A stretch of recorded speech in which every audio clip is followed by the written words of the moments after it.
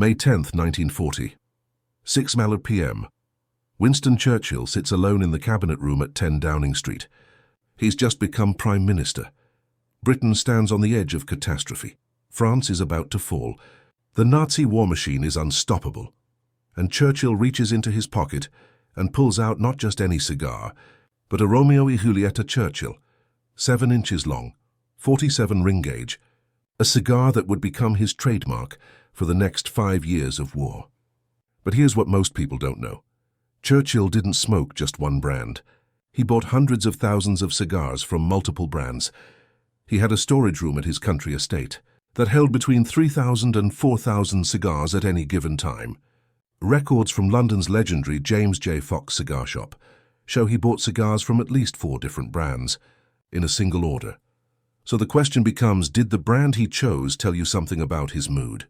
About what was happening in the war? About whether he was facing his famous black dog of depression or riding high on victory? That's what we're here to find out. To understand Churchill and his cigars, you need to know 3 things. First, his love affair with Cuban tobacco began in 1895, when he was just 21 years old.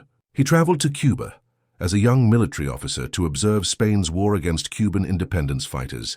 That's where he discovered the Havana cigar. It wasn't love at first sight, it was obsession at first puff. From that moment until his death 70 years later, Churchill would smoke an average of 8 to 10 cigars every single day. Second, cigars weren't just a habit for Churchill, they were a tool. In his 1932 book, Thoughts and Adventures, he wrote about his father warning him against smoking. But then Churchill asked this question: how can I tell that the soothing influence of tobacco upon my nervous system may not have enabled me to comport myself with calm and courtesy in some awkward personal encounter or negotiation, or carried me serenely through some critical hours of anxious waiting? How can I tell that my temper would have been as sweet or my companionship as agreeable if I had abjured from my youth the goddess nicotine? Churchill believed cigars helped him think, helped him endure, helped him lead. Third, Churchill's cigar consumption was staggering. One of his valets noted that Churchill's weekly cigar expenditure exceeded the valet's monthly salary.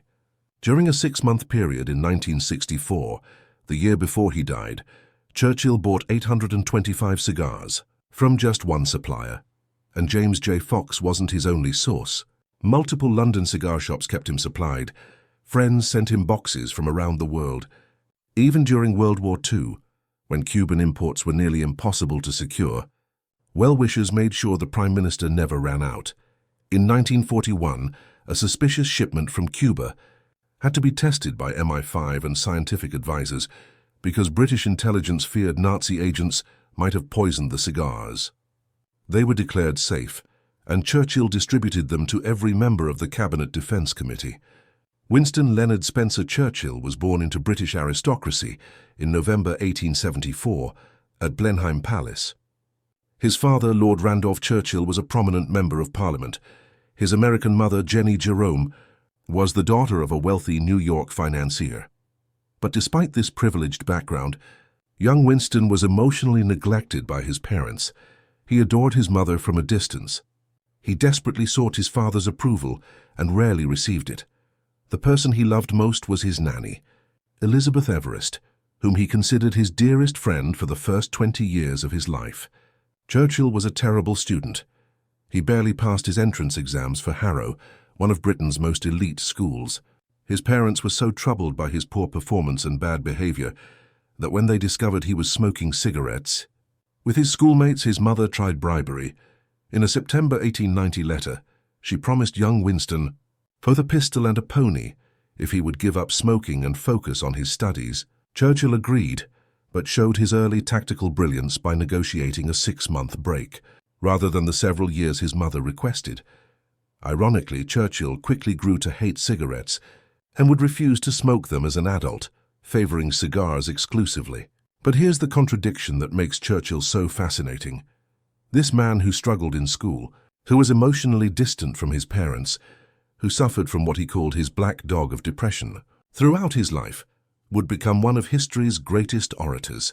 He would write 50 books totaling 15 million words. He would paint 600 oil paintings. He would serve as Prime Minister twice and lead Britain through its darkest hour. And through it all there would be a cigar clenched between his teeth or held between his fingers. Churchill's relationship with cigars was deeply personal. He didn't just smoke them, he had rituals. He kept a silver pagoda-shaped ashtray at his side at all times, packed in a special suitcase when he traveled. He imported extra-long wooden matches from Canada to light his cigars. He preferred to moisten the end of the cigar and poke a hole through it with one of these matches, rather than using the many cigar cutters he'd been gifted over the years. He would blow through the cigar from the other end to make sure it would draw properly, and he often chewed on his cigars, leaving them gummy and gnarled, which is why he invented what he called a belly bando, a paper band to prevent the cigar from becoming too moist or frayed. His wife Clementine reportedly devised a kind of bib for him to wear in bed to keep alcohol and ashes from damaging his clothes. It didn't work.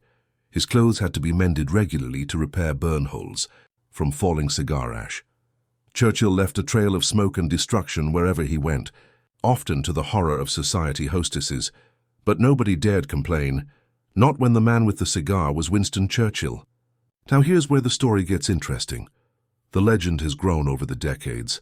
The Churchill's choice of cigar brand revealed his emotional state. Some claimed he reached for Romeo y Julieta during moments of celebration. Others suggested he preferred La Aroma de Cuba for more contemplative times. There are whispered stories that he saved certain brands for diplomatic meetings. Others for moments when he needed to face his black dog depression. But is any of this actually true? Let's look at what we know for certain. Churchill's two favorite brands were Romeo y Julieta and La Aroma de Cuba, both Cuban cigars. According to records from James J. Fox, Churchill bought multiple brands and sizes in single orders. A telegram from October 8, 1963, shows Churchill ordering a gift box of 25 cigars for his grandson, specifically requesting good quality cigars, but not quite as good as the Romeo y Julieta. This tells us something important. Churchill was conscious of cigar quality and had a hierarchy in his mind. Romeo y Julieta sat at the top. During a trip to the United States in the 1930s, Churchill bought Royal Derby Longfellows, paying $147 for 1,000 cigars. That's less than 15 cents per cigar. Lee Pollock, trustee and advisor to the International Churchill Society, notes that Churchill had to economize here and there.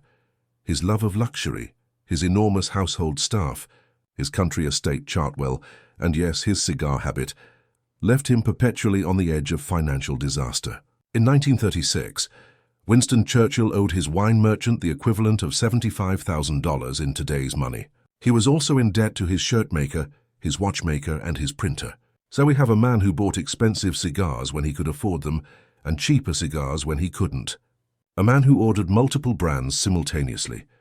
A man whose cigar choices were influenced, not just by mood but by budget, by availability, and by what his suppliers happened to have in stock.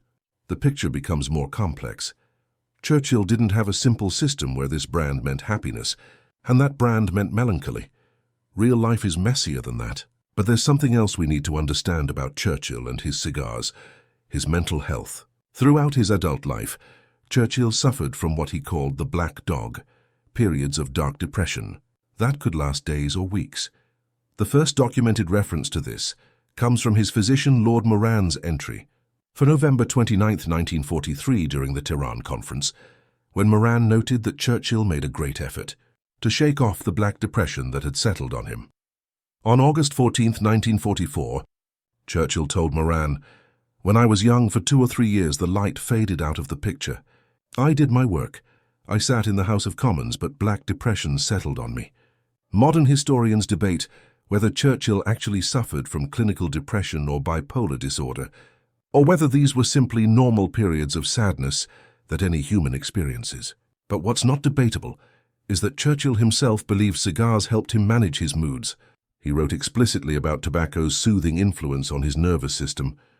He credited cigars with helping him maintain his composure during anxious waiting, during awkward negotiations, during the crushing pressure of leadership in wartime.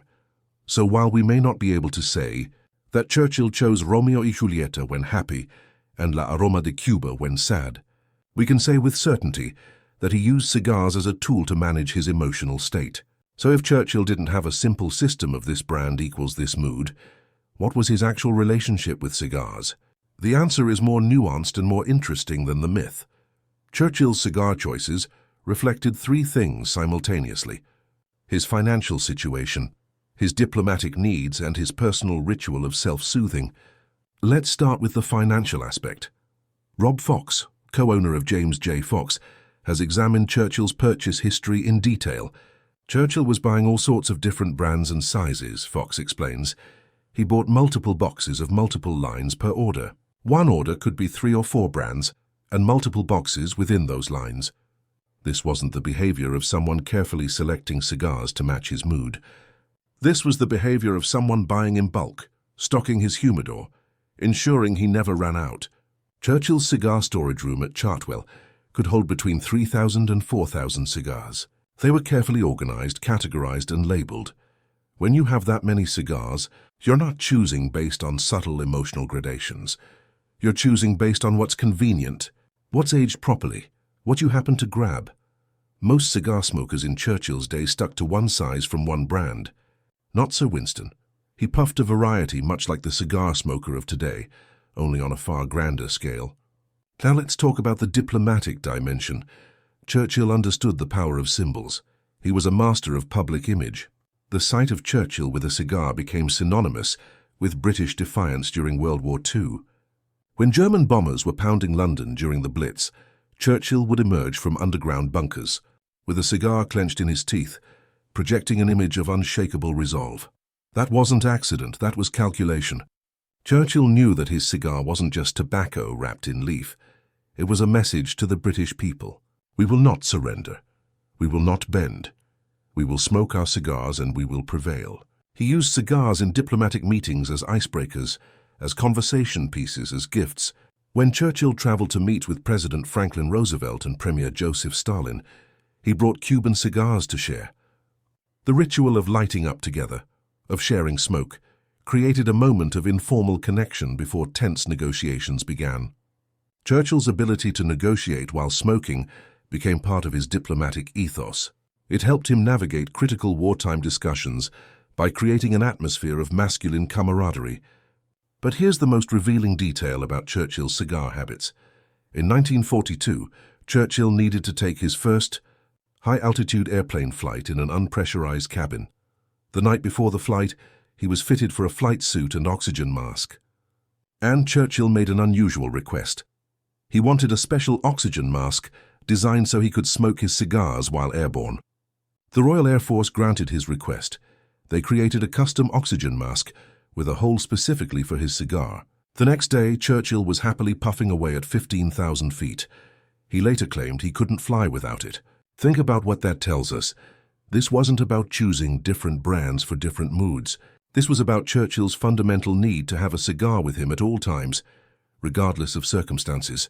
Whether he was in the cabinet war rooms making life-and-death decisions, or in an unpressurized aircraft crossing the Atlantic, or in bed first thing in the morning reading newspapers, Churchill needed his cigar.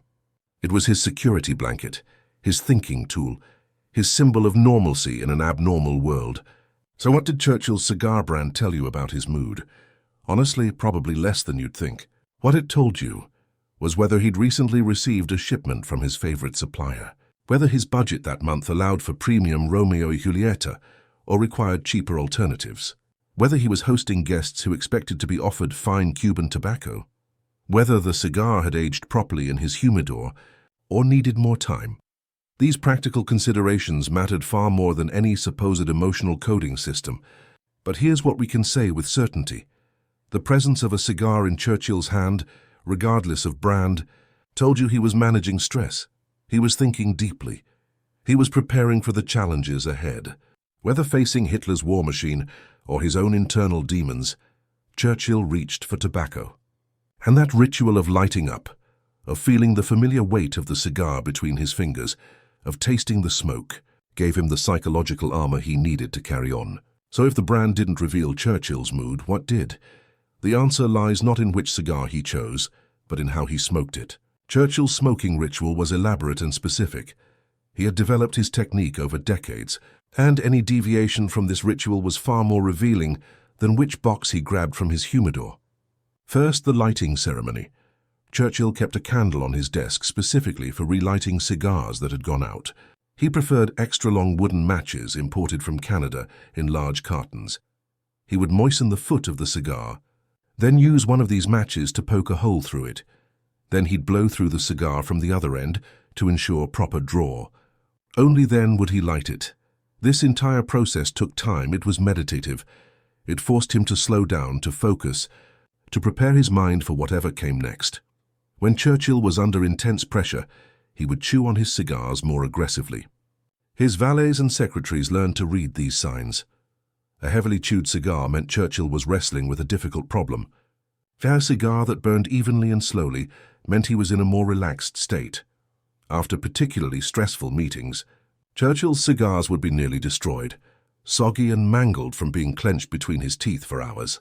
During the Tehran Conference in November 1943, when Churchill was dealing with both military strategy and his Black Dog depression, witnesses noted his cigars were in terrible condition by the end of each day.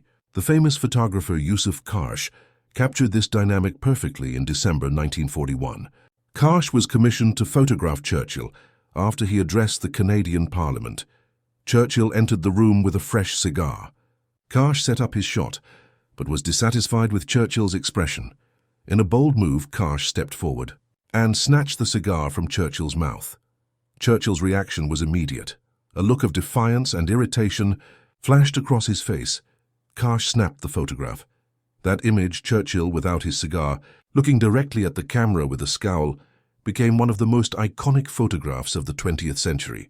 It captured Churchill's bulldog spirit perfectly. But here's the thing. That wasn't Churchill's natural state. That was Churchill deprived of his cigar. His normal state was with tobacco between his fingers or his teeth. Churchill's cigar consumption followed a daily pattern that rarely varied. He would wake around 8 in the morning and light his first cigar while still in bed, along with a scotch and soda. He'd stay in bed until about 10 o'clock, reading through a stack of newspapers, sipping his diluted scotch, puffing on his cigar. Then he'd dress and begin his workday, smoking continuously through meetings, dictation, writing, and meals. By evening, he might have gone through 8 or 10 cigars, though some historians suggest the number could be even higher, on particularly stressful days. During World War II, Churchill's cigar habit became crucial to his leadership routine. He would smoke while dictating letters and speeches to his secretaries. He would smoke during cabinet meetings. He would smoke while reviewing battle plans in the underground war rooms beneath Whitehall. His secretary, John Colville, later wrote that Churchill's cigar was always present, always creating a haze of blue smoke, always marking his presence before you even saw him. The smell of cigar smoke became associated with Churchill's leadership. When that smell drifted through the corridors of power, everyone knew the Prime Minister was working. But there were moments when Churchill couldn't smoke. During critical speeches in Parliament, cigars were forbidden. Churchill found these interludes agonizing. He would finish his speech and immediately light up as soon as he left the chamber.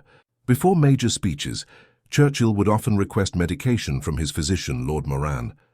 After Churchill suffered a stroke in June 1953, Moran prescribed Edrisal, a mixture containing amphetamine sulfate, aspirin and phenacetin.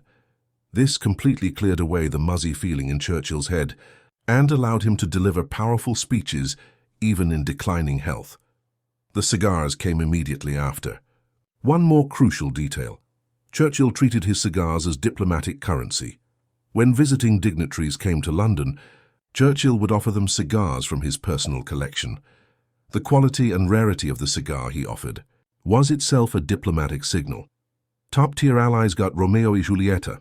Lesser partners got something less prestigious. Churchill understood that in the world of international politics, everything communicates, even which box you open to offer your guest a smoke. So what happened when Churchill's cigar ritual was finally disrupted, when he could no longer maintain his 8 to 10 cigars per day? The answer tells us everything about what those cigars really meant to him. Churchill continued smoking cigars well into his 80s. Even as his health declined, even as he suffered strokes and heart problems, he refused to give up his beloved Cuban tobacco. During his final years, his smoking slowed but never stopped. In 1964, at age 90, Churchill bought 825 cigars in just 6 months. He would die in January 1965, just weeks after his 90th birthday. A cigar smoker to the end. Churchill's impact on cigar culture cannot be overstated. The Churchill Vitola, that 7-inch by 47 ring-gauge cigar, was named in his honor and became the most recognized cigar size in the world. Romeo y Julieta renamed their Clemenceau size to Churchill after World War II, capitalizing on the Prime Minister's fame. Today, virtually every cigar manufacturer produces a Churchill size. Some have created variations, short Churchills, wide Churchills, petit Churchills, but they all trace back to Winston and his preferred dimensions. The image of Churchill with his cigar became inseparable from his legend. When people think of Winston Churchill, they see the cigar. It's in virtually every photograph, every painting, every statue. In Norwich, England, there's even a statue of Churchill, sitting in a straitjacket, a provocative artistic commentary on his Black Dog depression. But even in that statue, there's a cigar, because to imagine Churchill without a cigar is to imagine someone other than Churchill. Modern cigar collectors pay extraordinary prices for anything connected to Churchill. In 2017, a collector paid $12,000 for a partially smoked cigar that Churchill had puffed at a Paris airport in 1947. The boxes that once held Churchill's cigars are displayed under glass at James J. Fox in London. His silver pagoda ashtray, his special carrying case, his personalized cigar bands all have become valuable pieces of historical memorabilia. The man and his cigars are forever linked. But here's the larger legacy. Churchill's use of cigars as a tool for managing stress and projecting strength changed how people thought about smoking. Before Churchill, cigars were simply a luxury item for wealthy men. After Churchill, cigars became associated with leadership, determination, and resolve. They became symbols of weathering storms, of standing firm against impossible odds, of finding small moments of pleasure and control even when the world is falling apart. That's what Churchill gave to cigar culture. Not a simple code of this brand equals this mood, but a deeper understanding of how ritual and routine can sustain us through darkness. So did Churchill's cigar brand tell you about his mood? Not really, at least not in the simple way the legend suggests. Churchill didn't have a color-coded system where Romeo y Julieta meant joy and La Aroma de Cuba meant melancholy. What his cigars told you was more subtle and more profound. They told you he was present. They told you he was working through something. They told you he was using the only tool he trusted to manage the enormous pressure of leading a nation at war, while simultaneously battling his own internal demons. The real story isn't about which brand Churchill chose. It's about why he needed the ritual of choosing at all. It's about understanding that great leaders are human beings who develop coping mechanisms to survive impossible situations. Churchill's coping mechanism was Cuban tobacco wrapped in leaf, 7 inches long, burned slowly while he dictated orders that would determine the fate of civilization. When you understand that, the specific brand becomes almost irrelevant. What matters is the constant presence of the cigar itself. Perhaps that's the lesson we should take from Churchill's cigar habit. We all need our rituals. We all need our small anchors of normalcy when everything else is chaos. For Churchill, it was lighting a match, piercing a cigar, blowing through it to check the drawer, then finally tasting that first pull of smoke. For others, it might be morning coffee, evening walks, or weekend routines. The specifics don't matter as much as the consistency. Churchill understood that in a world where everything was uncertain, where every day brought new crises and impossible decisions, he could at least control this one thing. He could light his cigar. If you found this story fascinating, you'll love our video on how Churchill's daily routine during World War II was absolutely insane. We're talking about a man who woke up at 8 in the morning with a cigar and a scotch, worked until 2 in the afternoon, then took a 90-minute nap so he could work until 3 or 4 in the morning. His personal habits were as unconventional as his leadership. Click that video next to see how Churchill essentially lived 2 full days in every 24 hours. And if you enjoyed learning the real history behind the Churchill cigar myth, do me a favor and hit that subscribe button. We do deep dives into historical moments like this one, separating the legends from the facts and telling you the stories that make history come alive. Thanks for watching. I'll see you in the next one.